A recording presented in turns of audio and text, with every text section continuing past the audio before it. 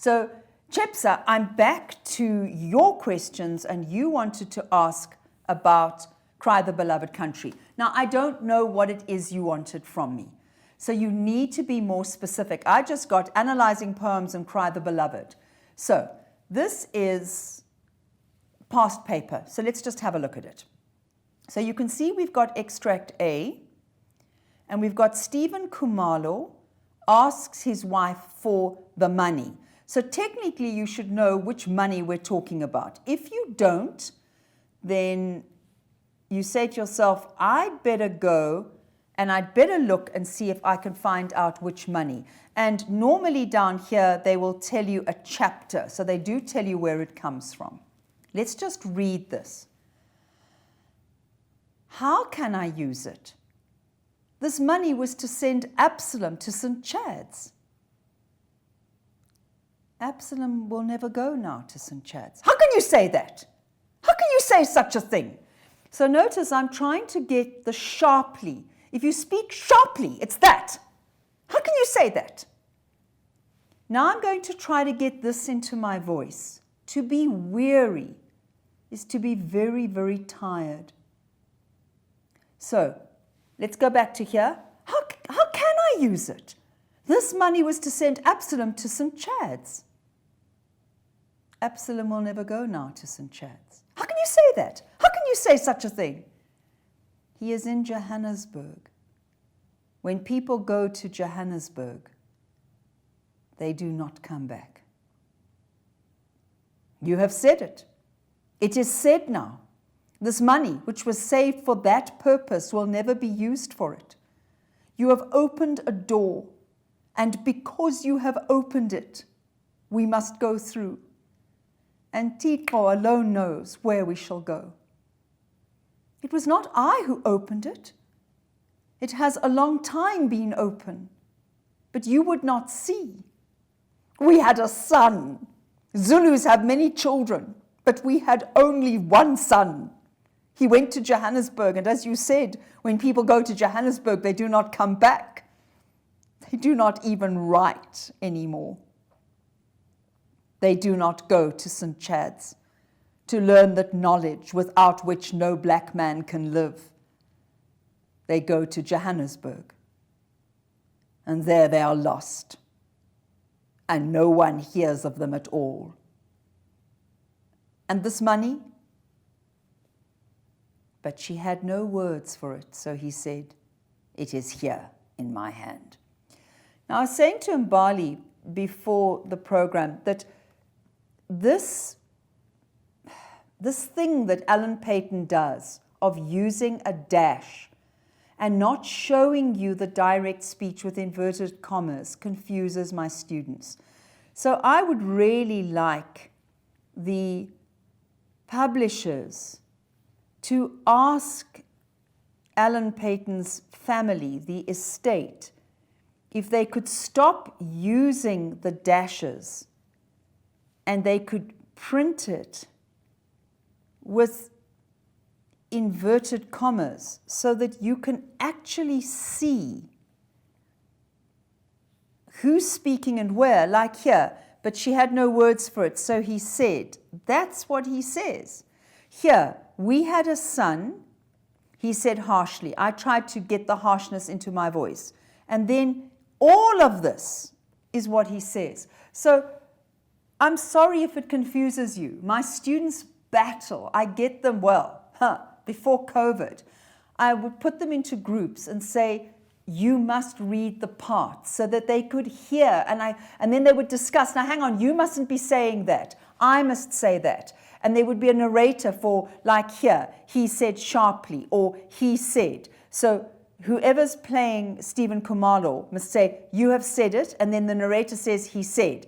And then Stephen goes on, it is said now. So it becomes obvious to them when they're reading who's saying what. Okay, it's very, very difficult now that we're doing masks and social distancing and everything. So it's been tricky. So you've got to get round that. You've got to be clear in your head when somebody is saying something and when it's the narrator telling you. Okay. All right, now let's just look at the kinds of questions that you get. Notice this one for 4 marks. It's not in the passage.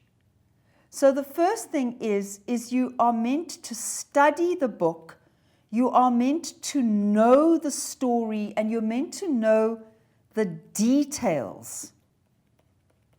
And they do not have to give you those details in the extract. So landscape, land is terribly important. So they're simply asking you, what does it look like where the Reverend Khumalo lives? What does it look like here where James Jarvis lives? So this is where the book begins. So we're told that up on the hills are green and the grass grows and the water falls and the rivers are full and the cattle grow fat on the grass. But if you go down into the valley, we're told there are too many people forced into too small an area. So the cattle have eaten all the grass.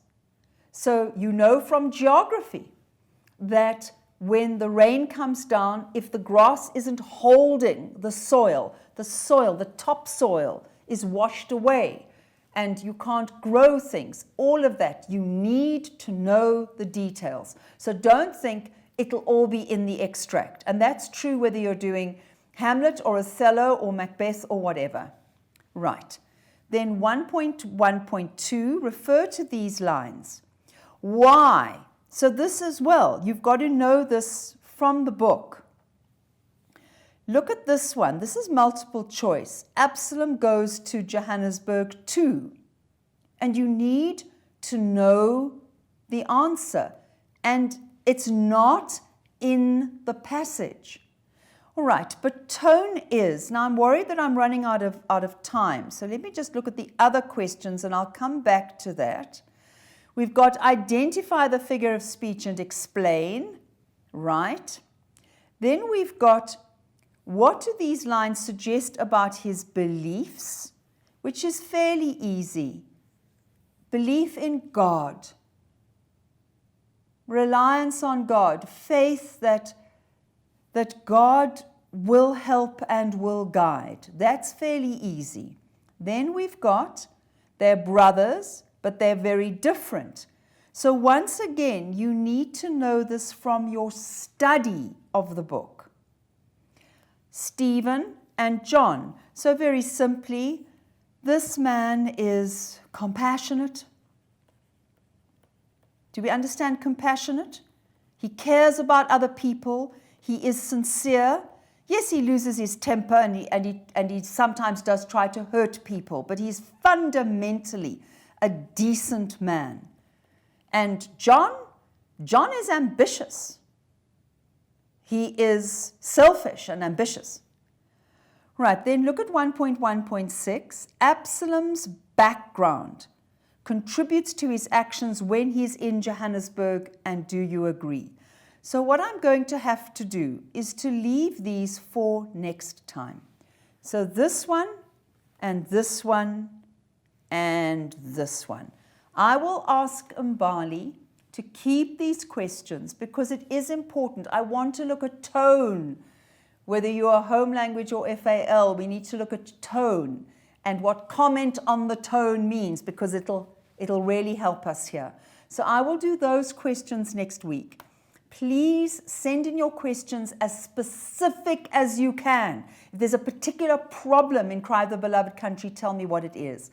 And if you could send it like on Sunday or at the latest Monday, I could come with the right pages for you. But thank you for joining me. I hope everybody has practiced intensive reading, practiced reading poetry, reading literature, and learnt, I hope, a lot and enjoyed it because that's really important. And until I see you next time, bye-bye.